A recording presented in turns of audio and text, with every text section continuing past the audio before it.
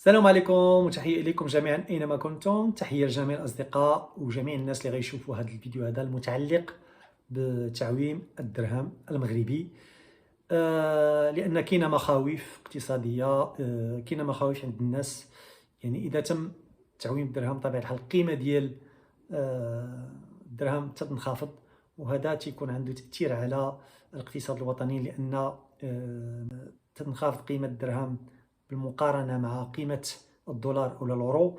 هذا تيرفع من الأسعار، لأن المغرب يعني يعتمد على الاستيراد واستيراد مجموعة من المواد من الخارج. دونك هذا يعني غيكون عنده تأثير إذا تم بطبيعة الحال تعويم الدرهم بشكل كلي. ولكن المغرب في سنة 2018 حينما طلب منه يعني صندوق النقد الدولي أنه يقوم بتعويم الدرهم، ولكن تم تعويم الدرهم بطريقة تدريجية، ليس كباقي الدول التي قامت بتعويم العملة ديالها بطريقة كلية، وهذا كان عنده تأثير على القيمة ديال العملة ديالها، مثل مصر مثلا، البرازيل، المكسيك. لهذا فالمغرب استفاد من هذه الأزمات أو هذه يعني المشاكل الاقتصادية اللي عرفتها هذه الدول هذه، وبالتالي بدا سياسة جديدة، وهي سياسة ديال تعويم الدرهم بشكل تدريجي. الوغ كيفاش المغرب تيتحكم في يعني في القيمة ديال الدرهم، وشنو هي الطريقة التدريجية ولا التعويم التدريجي؟ اولا قبل كل شيء، المغرب قبل تعويم الدرهم تدريجيا البنك المركزي يتحكم في قيمة الدرهم، وذلك بتقليص القروض التي يعني تطلبها الأبناك، لأن الأبناك الناس تكون عندهم حاجيات ولا تكون عندهم طلبات لبعض التمويلات، وما تكونش عندهم يعني لي ديبو كافيين باش يفينونسيو هذوك الطلبات، تلتجأ للبنك المركزي اللي تعطيها التمويلات والحاجيات ديالها، ولكن بواحد سعر الفائدة. الوغ البنك المركزي تيراقب القيمة ديال الدرهم بالمقارنة مع العملات الأخرى، وخصوصا الدولار والأورو. كيفاش تيراقب القيمة ديال الدرهم؟ هو بطبيعة الحال من تيكون طلب على يعني الدرهم اوتوماتيكمون القيمة ديالو تترتفع، ومن تيكون يعني العكس، يعني القيمة ديالو تنخفض. الوغ كيفاش بطبيعة الحال من تيكون مثلا الأورو أو الدولار يعني القيمة ديالهم طالعة، اوتوماتيكمون الدرهم تتكون القيمة ديالو هابطة، وهنا تيدخل البنك المركزي باش ينقص من هذيك لاماس مونيتير او هذيك لاماس ديال الكتله ديال الدرهم اللي كاينه في السوق الماليه. كيفاش يعني تقلص من اعطاء القروض للابناك، وهنا يعني العرض ديال الدرهم في السوق ينخفض، وهنا تطلع القيمه ديال الدرهم. والعكس اذا يعني ارتفعت القيمه ديال الدرهم، هنا البنك المركزي تقدر يعطي يعني قروض، وبالتالي يعني العرض ديال الدرهم في السوق في الاسواق الماليه ترتفع، وبالتالي يعني القيمه ديالو بالمقارنه مع باقي العملات الصعبه من الدولار والاورو تتبقى في واحد الحدود اللي يعني مناسبه، وما عندهاش تاثير على الاقتصاد الوطني المغربي. الوغ في 2018 تم يعني تعويم الدرهم بشكل تدريجي، يعني ماشي تعويم الدرهم بشكل كلي، لان تعويم الدرهم بشكل كلي يعني ما تيبقاش البنك المركزي تيدخل في السوق المالي، يعني ما تيبقاش يدخل في تقليص او لا تقليص يعني اعطاء القروض للابناك باش يقلص من لاماس مونيتير ولا الكتله ديال الدرهم في الاسواق الماليه. تولي حسب يعني القيمه ديال الدرهم يعني تتولي تتحسب حسب العرض والطلب. الوغ شنو هما العمليات اللي تخلينا نرفعوا من الطلب ديال الدرهم وكيفاش القيمه ديال الدرهم تترتفع. الوغ يعني كيف تعلم الجميع ان المغرب تيصدر بطبيعه الحال، كاين عندنا مصدرين تيصدروا. دونك هذوك المصدرين اللي تيصدروا تيجيبوا لينا واحد العمله صعبه، لان المصدرين تيصدروا بالدولار اولا الورو.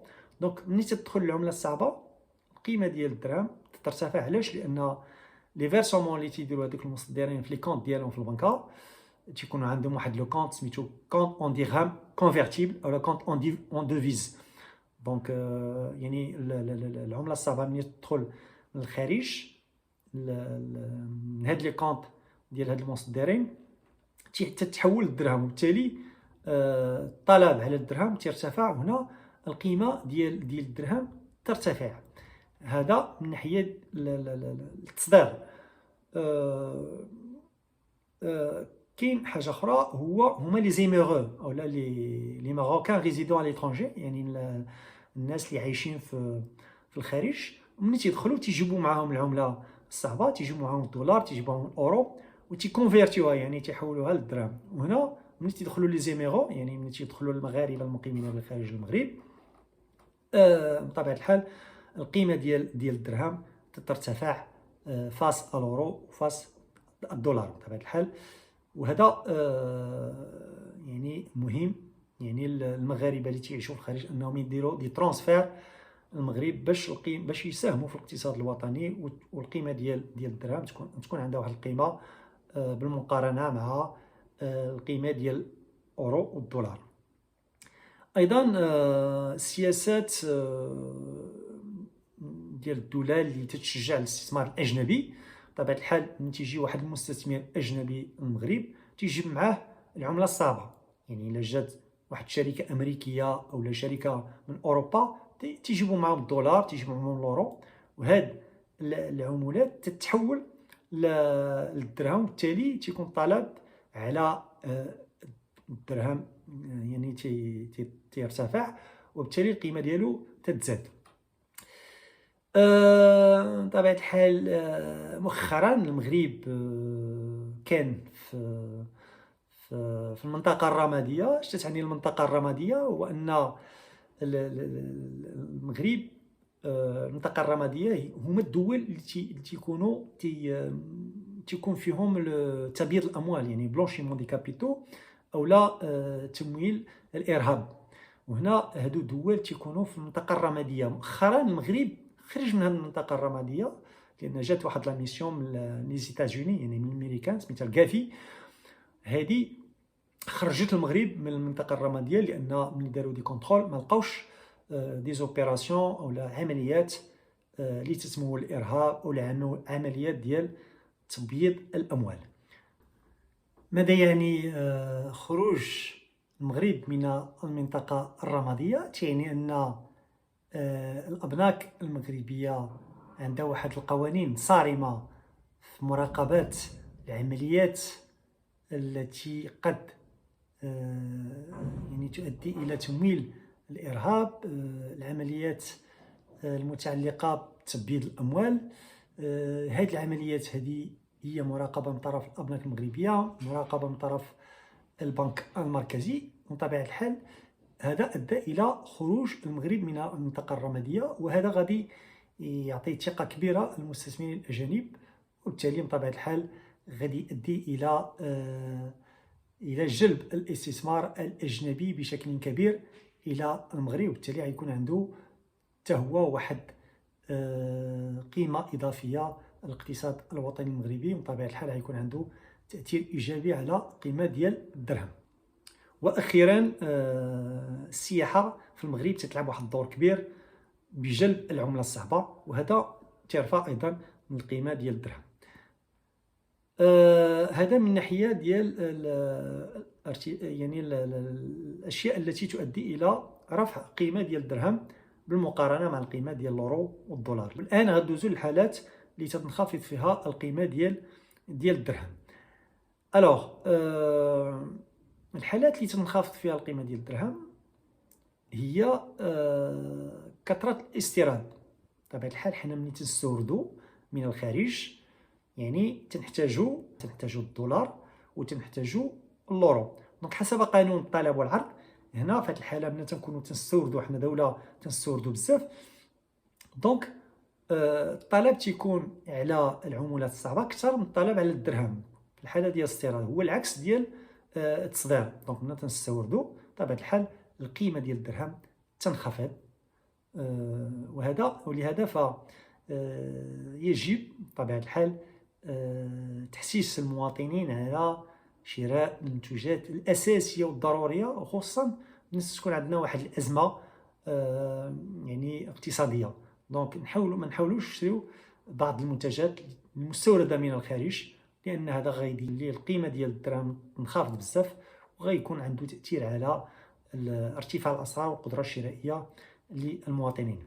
الوغ هاد العوامل اللي شفنا اللي تتؤدي الى رفع من القيمه ديال الدرهم كالتصدير، التحويلات المغاربه القاطنين بالخارج، جلب الاستثمار الاجنبي،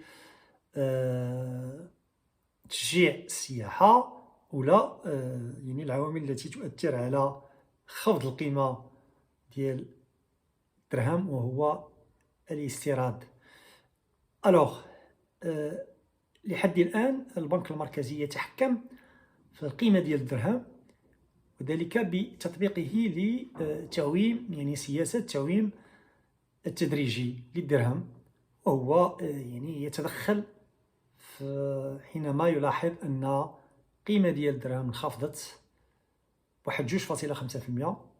هنا يتدخل البنك المركزي عن طريق هذه السياسة ديال التعويم التدريجي، وهو الرفع من لو طو ديريكتور أو سعر الفائدة، وبالتالي فطلبات التمويل اللي تجي من الأبناك المحلية تتقلل، وبالتالي فيتم تقليص القروض ديال البنك المركزي للأبناك المحلية، وهذا تؤدي إلى يعني تقليص لا ماس مونيتير أو الكتلة ديال الدرهم في السوق المالية، وهذا اللي تيرفع من القيمة ديالو.